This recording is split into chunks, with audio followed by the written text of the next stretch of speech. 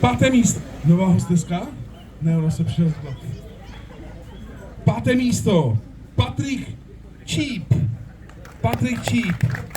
No, Pata Číp, třeba můžeme říct, ne? Čtvrté místo. David Škodík.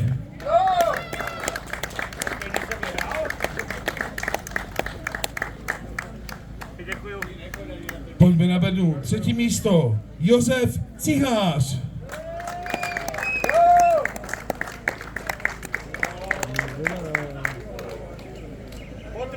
Druhé místo.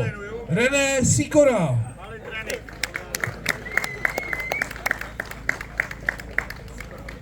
První místo. Marek Mandryš.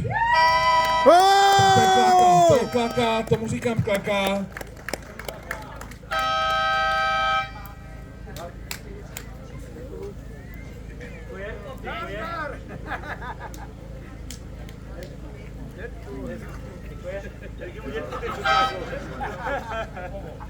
Tak mi čas pro fotografii samozřejmě.